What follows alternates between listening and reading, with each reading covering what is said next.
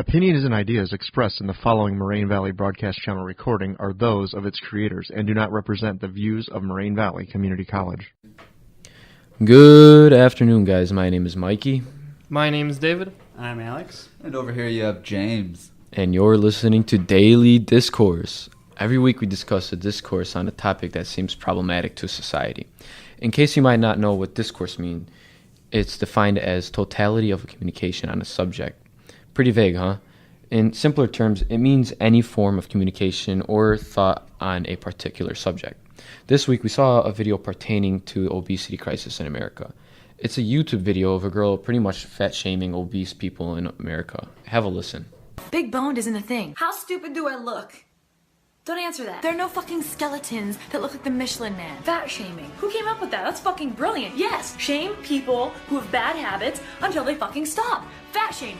If we offend you so much that you lose weight, I'm okay with that. You are killing yourself. To be honest with you guys, what she did was pretty messed up, but she does make a valid argument. She kind of, brings up the way I feel people nowadays talks about obesity.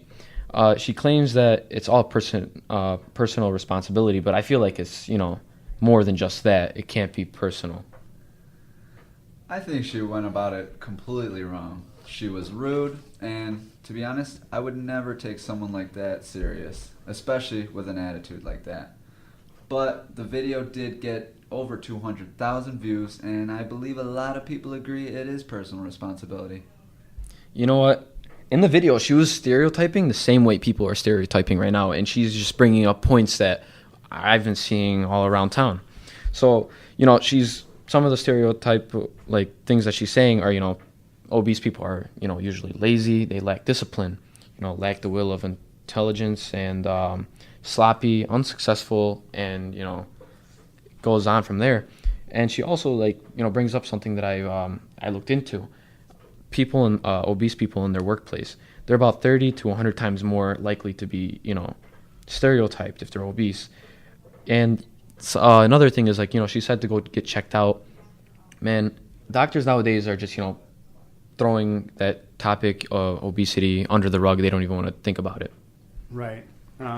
So pretty much, she says it's all personal responsibility. That's what everybody else thinks. I think that's pretty crazy given how rude she is, And she's really, she says she's really straightforward. That's what they need to hear, but it's so negative. I don't like that. And so what I'm wondering is, how can so many people seriously think that it's 100% responsibility? She claims it's totally personal responsibility. She got that from the food industry's playbook. What they say is that you have to focus on personal responsibility as the cause of the nation's unhealthy diet. More so, they talk about physical activity being the top over diet, and they state that there aren't any good or bad foods. Okay, they're pretty smart about that. So what I've been thinking throughout all this, or what I was thinking when I first got the topic brought to me, was how the heck did this all get started? So what I'm going to do, given the research that I did, is I'll give you guys a little history lesson on how it all began. So in 1971, President Nixon appointed a guy named Earl Butz to Secretary of Agriculture. And so what Earl Butz did was he transformed the farming industry into this mass production, industrial-sized business that we know today. So what he did was he gave subsidies to soy and corn farmers across the country. This incentivized them to create a surplus of corn and soy in hopes that it would reduce the price of food for the American people. While this was happening, Japanese scientists somehow discovered high fructose corn syrup within corn. I don't know where you guys would come up with corn and sugar being the same thing, but that's kind of weird to me, but they did it. Hey, didn't they use corn syrup now in sodas and stuff like that? Yeah, they did, and that's actually who first got on board was Coca-Cola and PepsiCo. They were the first to replace sugar in their drinks with high fructose corn syrup. Now, they did this, one, because it was cheaper, and two, it was exponentially sweeter. So, a good business move on them, but it actually ended up hurting us. Imagine putting sugar on your corn on the cob. Yeah, that wouldn't work. I go for salt and butter all the time. Oh yeah. And Alex, I think that's, what you're trying to say is, it's making it more addicting, right? Yeah, definitely. I mean, more sugar. Sugar is definitely addicting, just like caffeine and everything else we consume. So that's pretty smart on their move to get us addicted onto the sugar, and that's why we have so much of it. The more we're drawn to something, obviously we're going to be addicted to it, and we're going to want more and more of it. This all started with a man called David Wallerstein back in the 1960s. He had this idea of supersizing the popcorn in the Chicago theater. By opting for a bigger size popcorn, customers would get more popcorn at a slightly higher cost. The idea of supersizing was brought into McDonald's by him after he was appointed in the late 1970s, and ever since then, many companies got on board with this idea as well. Nowadays, you have everything supersized from Big Gulps at 7-Eleven to popcorns and Happy Meals. Ever since then, the cost of living has gone up, and we live in excess. See, it's hard for me because I'm a skinny guy and I want to eat extra every time I eat, so supersizing is great for me. But for, Debbie, who's 300 pounds, supersizing, I don't know what, it looks like to her, but... Probably not the best choice. You know what, James? In my commute every day to work, I work in the city, and I see these huge billboards, man, from McDonald's, Burger Kings, etc. For one from McDonald's that I saw and it's stuck in my head is, we sized up your McPicks for you, and you had a juicy burger on there and everything. Then the next exit, McDonald's. I wanted to stop, but, I couldn't. I didn't have enough time, even though I wish I did, man. But I'm looking at it now, and I'm just, seeing that there's... unhealthy ingredients in there that, don't sit in your stomach right. And, that's what's making you fat. Right. And I'm sure everybody knows of a different fast food restaurant that has the same option where supersize this or McPick that.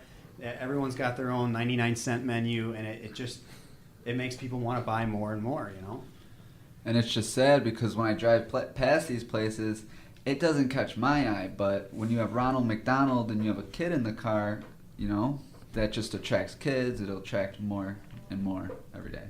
Ding, ding, ding, ding. You hit it right there on the head. Right. I mean, what kid isn't going to want to scream and kick until they get McDonald's? Yeah, and especially when you see a play for it in the middle of a McDonald's. How can you pass that up? Another restaurant that really comes to mind when it, pertaining to like fast food and cheap food is Jimmy John's.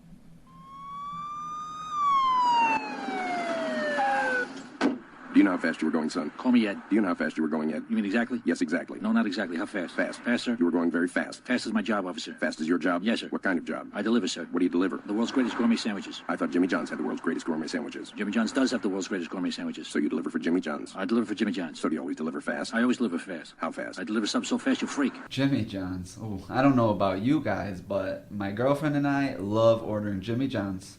After we get home from school or work, that way we do not need to get back into the car, drive all the way to Jimmy John's. We just call them up, we order it, and I always get more than one sub because then I'll have food for later in the day. But the bad part about it is the food comes so fast and it's always so available that I'm a skinny guy, so I devour food. So I usually eat both subs right away because they are just so good rather than saving the one for later in the day. Not good at all. I mean, it's tough. And so, you know what, man? Transitioning.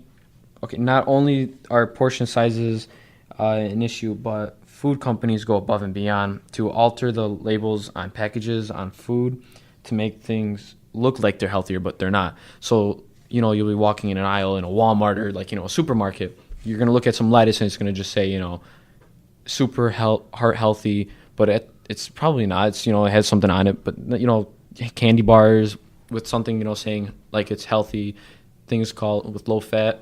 Yeah, I usually think of like cereal is one thing. They always talk about whole grain this and, bread as well. When you actually look at ingredients, there's some sugar in your bread that you don't know about, but it tastes good, so people keep eating it. And when you're in the store, you look at cabbage or lettuce and it's just sitting out and it looks green and it's like, well, what is that? But then you look at a Snickers, it's got this nice wrapping, it's got a brown wrapper, and a Snickers is brown, so, it just relates. It catches your eye. It catches you. keeps you. Another thing is, people do choose organic this, organic that. Yes, you pay more for it, but is it really that much healthier for you? The preservatives and everything, it's actually keeping it healthy longer so you don't get sick. So, guys, do you think there's corn syrup in Snickers bars? Oh, most definitely. Yeah. So, I think corn syrup's in like everything. I think that's what Snicker is made of, is just corn syrup. so yeah, what we were just talking about, packaging, just saying, cholesterol free or fat reduced, and I just feel like they're being overconsumed, or the amount that they're putting in the package is just overly too much. So, like, going back to the video that we saw, she was claiming that it's personal responsibility, that obese people just need a good kick in the pants, and that would solve everything. But I really don't think that is the solution to getting rid of this obesity crisis, You know what? I feel like she did her own research, and she probably got fooled by the big companies. How I saw on this one website, it was a really nice article. They were talking about how they believe it's not surprising that companies would pay for research likely to show benefits of their products. Critics are worrying that they're going to be hijacking science for marketing purposes. Right. And so, I mean, it's pretty tough to go up against a food company who's paying all this money just to hide all their negative mistakes, I guess, that they're making. So what we want to ask the listeners is, do you guys have any solutions? Is there something that you think can fix this problem? If so, please add it in the comment section, and that'd be greatly appreciated. We'll see what we can come up with. Other than that, my name's Alex. My name's David. My name is Ali. And my name is James. And this is Daily Discourse.